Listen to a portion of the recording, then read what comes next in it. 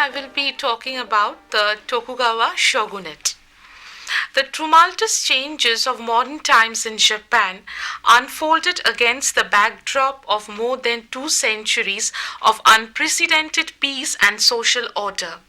This era was known as the Tokugawa period after the family name of Japan's military rulers and ruled between 1603 to 1868. The Tokugawa administrative system was known as the Bakufu Han. Bakufu means the military administration of the shogun and Han means the zamindari of the daimyos. In the age of the Tokugawa period, these two systems were well combined. The Tokugawa order was bolstered by harsh laws and restrictions of social and geographical mobility. The Tokugawa shogunate were feudal rulers of Japan established by the Tokugawa family. This period is also known as the Edo period and it gets its name from the capital city of Edo, which is at present Tokyo. The Tokugawa shogunate ruled from the Edo castle from 1603 until 1868 and it was abolished during the Meiji Restoration. Following the Sengoku period of warring states, the central government was largely re-established by Oda Nobunaga and Toyotomi Hideyoshi during the Azuchi Momoyama period. And after the battle of Shigekihara in 1600, the central authority fell to Tokugawa Ieyasu, who completed the process and he received the title of shogun. The Bakufu Han was a feudal system in the Edo period of Japan. Baku or tent is an abbreviation of Bakufu meaning the military government, that is the shogunate, and Hans were the domains headed by the daimyos. The Tokugawa period brought about 250 years of stability in Japan. In the Bakufu Han, the shogun had the national security and the daimyo had the regional authority. It was a mixture of centralized and decentralized authority. The feudal hierarchy was divided into various classes of daimyos. The Shinpan or the related house, they were very close to the Tokugawa shoguns and they held honorary titles and advisory posts in the Bakufu. The second class was the Fudai or the house daimyo and they were rewarded with lands close to the Tokugawa holdings for their faithful services. And the third group was the Tozama daimyo. The Tokugawa shogun not only consolidated their control over the reunified Japan, but they also had unprecedented power over the emperor, the court, the daimyo, and the religious orders. The emperor was held up as the ultimate source of political sanction for the shogun.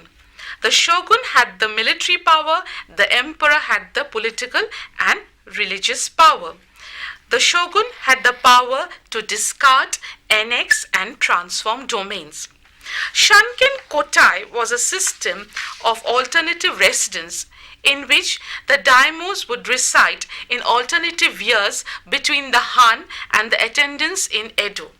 In their absence from Edo, their family was to stay in Edo as hostages until they returned. Despite the establishment of the shogunate, the emperor in Kyoto was still the legitimate ruler of Japan. The administration of Japan was a task given by the imperial court of Kyoto to the Tokugawa family, which they returned to the court after Meiji Restoration. Now I will be talking about the society, about the Tokugawa society. After a long period of inner conflicts, the first goal of the newly established Tokugawa government was to pacify the country. It created a balance of power that remained fairly stable for the next 250 years, influenced by Confucian principles of social order. Most of the samurai lost their direct possession of land The ownership of land was concentrated in the hands of 300 daimyos. The daimyos had the choice, give up their sword and become peasants, or to move to the city of their feudal lords and become paid retainers. During the Tokugawa period, the social order barred on inheritance position rather than personal merit and was rigid and highly formalized. At the top were the emperor, the court, together with the shoguns and the daimyo. Below this, the population was divided into four classes by a system called mebunsai. The samurai on the top, the peasant at the record level. After the peasants were the craftsmen, and the fourth level was the merchant class. Outside these classes, there were other two classes, the Ita and the Hinin class. Ita were butchers, tanners, and undertakers. Hinin served as town guards, street cleaners, and executioners. The individual had no legal rights during the Tokugawa period. The family was the smallest legal entity, and the maintenance of the family status was of great importance at all levels of society. In the Edo period, vital commercial sectors developed. In the urban centers, well-educated elite class developed. Sophisticated government bureaucracy also developed. The society was a closely unified nation with highly developed financial and marketing system with a national infrastructure of road. Economic development during the Tokugawa period included urbanization of domestic and foreign commerce and the diffusion of trade and handicraft industry. Trading center flourished along with banking facilities and merchants associations developed. In the Han, the authorities oversaw the rising agricultural production and rural handicraft also spread. By the mid-18th century, Edo had a population of more than 1 million. Osaka and Kyoto also had a large population. Many other castle towns also developed. Osaka and Kyoto were busy trading and handicraft producing centers, while Edo was a center for the supply of food and essential urban consumer goods. Rice was the base of economy, as the daimyos collected taxes from the peasant in form of rice. Taxes were high, about 40% of the harvest. Rice was sold in various markets in Edo. It was during the Edo period that Japan developed an advanced forest management policy. Increased demand of timber resources for construction, shipbuilding, and fuel led to deforestation, which resulted in forest fire, floods, and soil erosion. In response to this, in 1666, the government instituted a policy to reduce logging and increase planting of trees. The policy mandated that only shoguns and daimyos were authorized to use woods. By the 18th century, Japan had developed detailed scientific knowledge about silviculture and plantation forestry. Was the tax rate of 40% uniform for all the social classes, or did the tax go up as the social classes, as the caste hierarchy decreased? It was more or less uniform for all social classes. Even the samurai and the daimyo class, even they had to pay taxes of 40%. Yes, they have to pay taxes, but they were the people collecting taxes. They didn't pay taxes. Okay, they kept aside a part for themselves and paid it to the emperor. They gave military services and homage to the shoguns. So this tax, was it paid in cash or in kind? Kind, in rice. In rice. And ultimately it went to the emperor or to the shogun. Shogun, and ultimately the emperor. But because it will go to the shogun, because shogun was the ultimate power in Japan.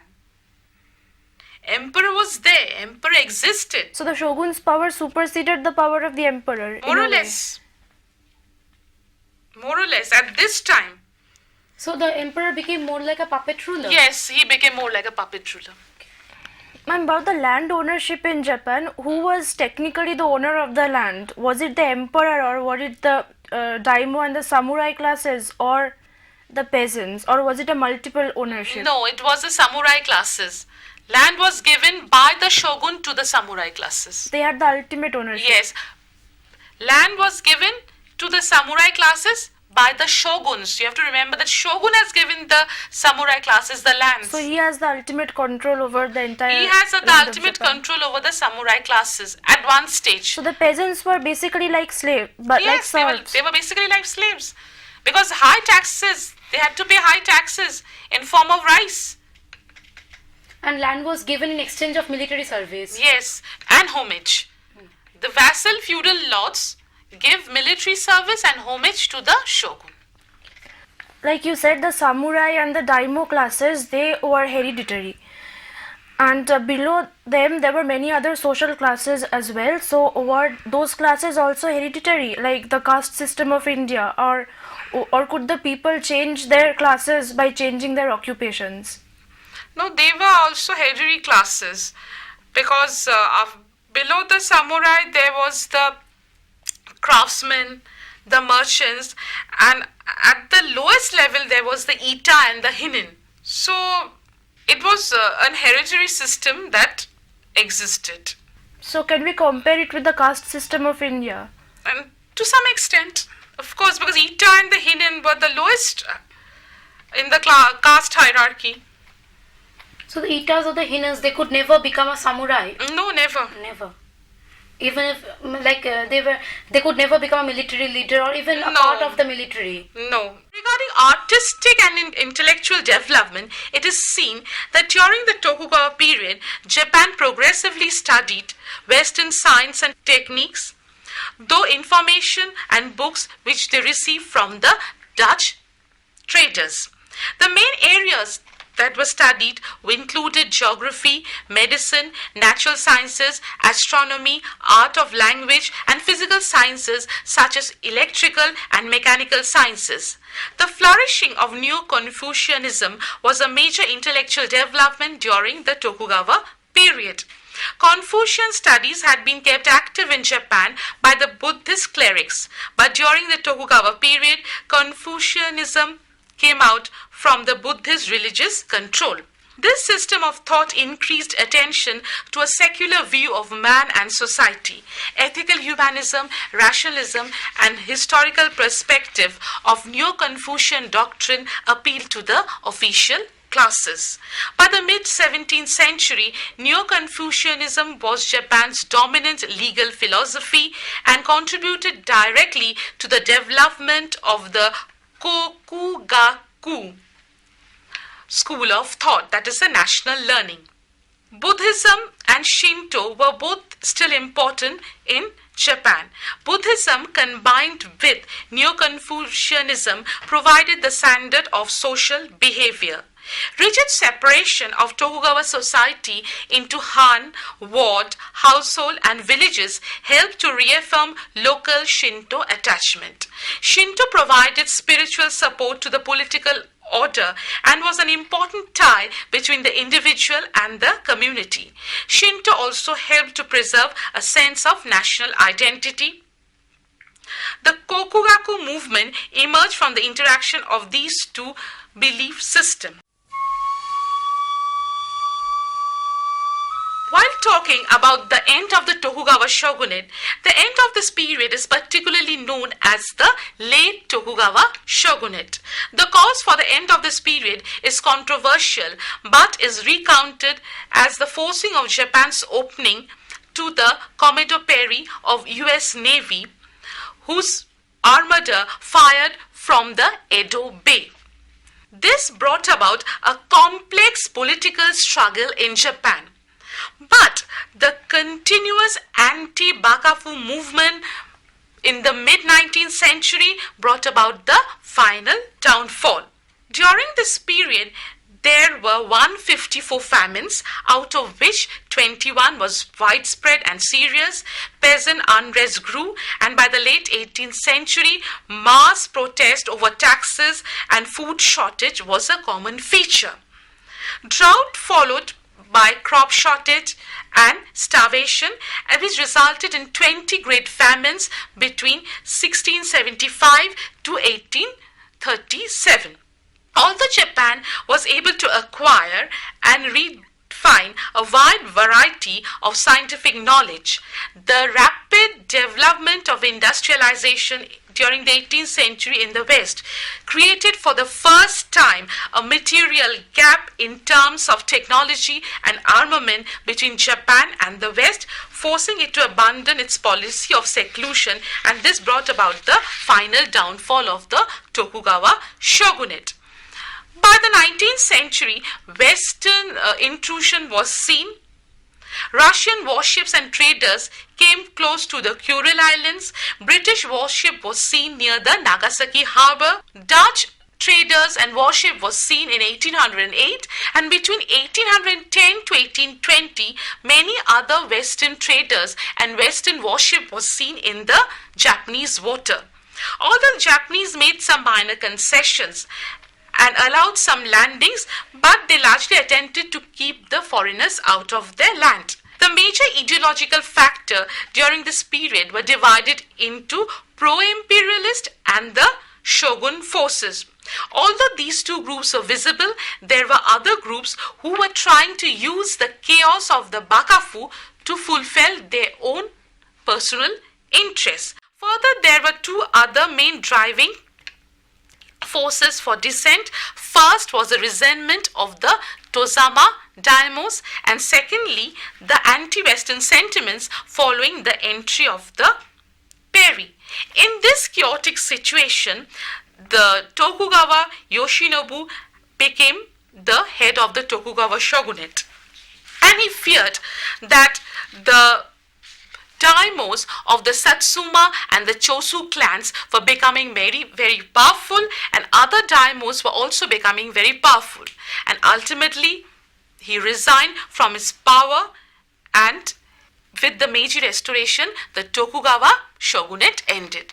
So we see that from 1603 to 1868, a major development took place in the first goal of the newly established Tokugawa government was to pacify, brought about some sort of development in the sphere of economy, in the sphere of society, and also in the intellectual development.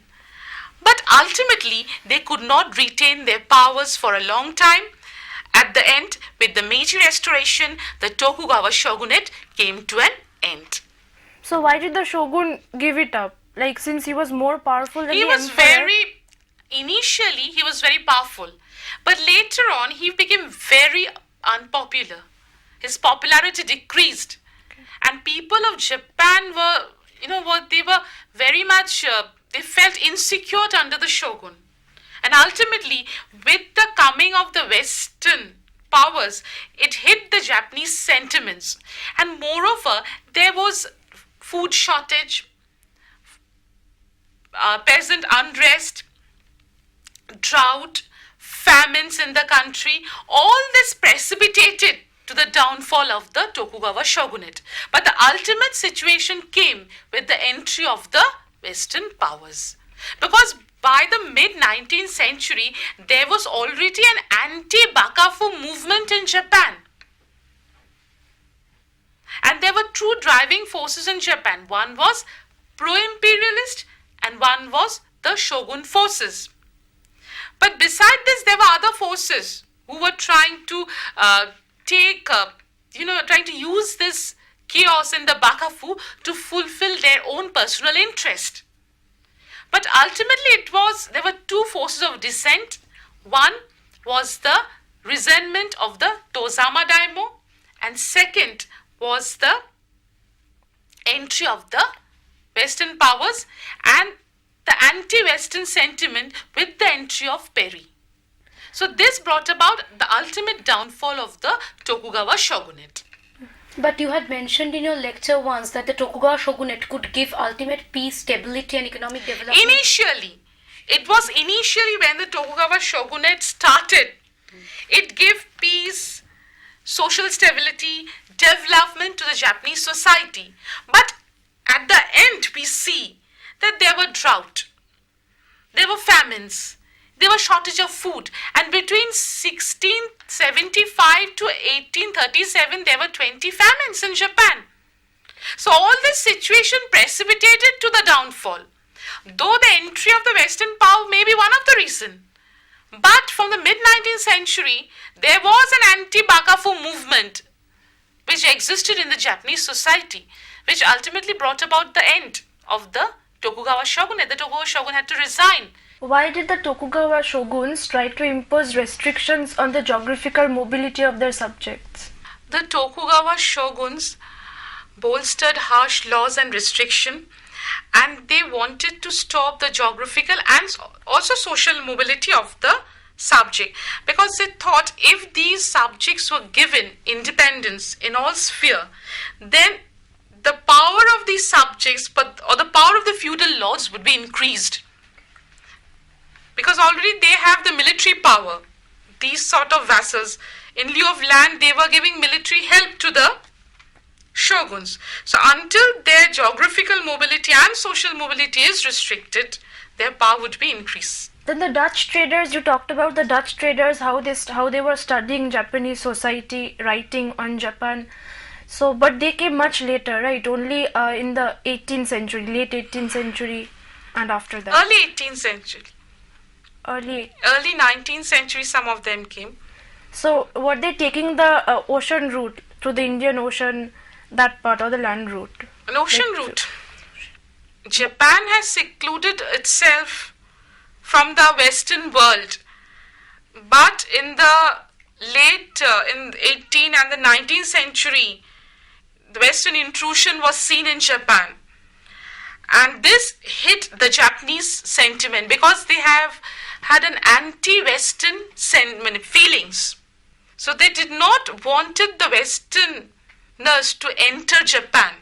Why did this anti-Western feeling develop among the Japanese? From the beginning, they had this anti-Western feeling that they would not allow the Western traders or Western whalers to enter into Japan. It was a social structure. Was it an anti-Western feeling in particular, or in general an apathy towards a xenophobia? A xenophobic feeling. Xenophobic feeling, like be it Eastern or Western, anyone outside Japan. No, anyone outside Japan cannot enter Japan. Yeah, so it was It not. was a very closed society. It was a very closed society, and with the rapid industrialization in the West, they could not compete. So there was again a gap in terms of material development in Japan. That happened during the Meiji Restoration period. With the Meiji Restoration, not with the Meiji Restoration, with the coming of the Komeito period, the Westerners actually started entering Japan. Though from 1810 to 20 we see Westerners coming, but mostly with the coming of the Komeito period, that is the US Navy, the Western intrusion started in Japan. Ma'am, about the Western powers, you said the traders who are coming in, what were the main trading centers and what did they want to trade in? Actually, when we were talking about the Western powers, first I'll talk about the trading centers. The main trading centers were Edo, Osaka, Kyoto. These were the main busy trading centers. When the Western powers intruded Japan, they were searching the enemies at that time. They have entered as traders. British warships can be seen in the Nagasaki harbor. Russian whalers and warships can be seen in the Kuril Islands. But at that time, they were just entering and searching for their enemies.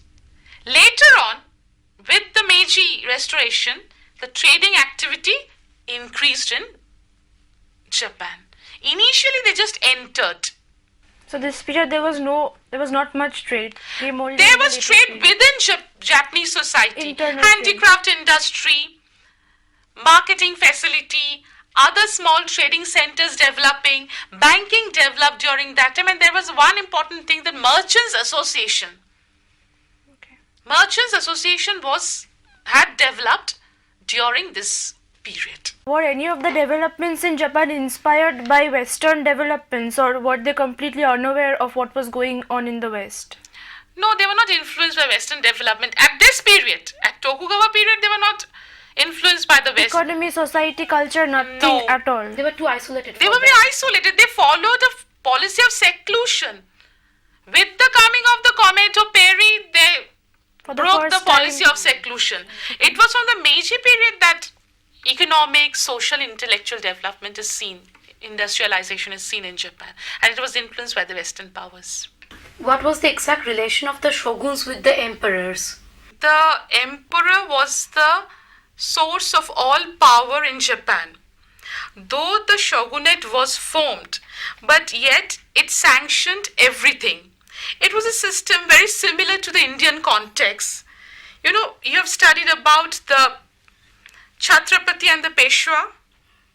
It was a similar system which existed in Japan during the Tokugawa period, in which the emperor was the political and religious leader, and on the other hand, shogun was the military leader. So can we say that they were just a part of the bigger empire? Yes, they were the part of the bigger empire. They did not enjoy any autonomy. Yes, of course they enjoyed autonomy.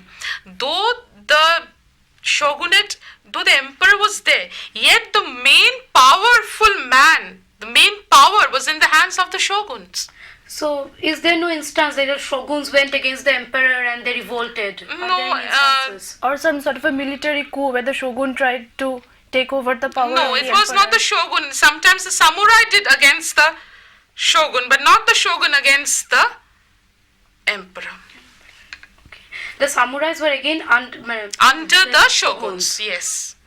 And they were just the military, they were the feudal lords. They were the feudal lords. Feudal lords and they were given lands, and in lieu of lands, they gave military service and homage to the shogun. like the fief in the medieval Europe, is Yes. a structure, is it somewhat like that? Yes. It was like a dual government. It was like a dual government because initially the emperor was powerful, but gradually the shogun became very powerful. And the shogun at last, at the end, the shogun has to resign or give up his power. And his rule ended with Meiji Restoration. And with Meiji Restoration, the power went into the hand of the Meiji emperor.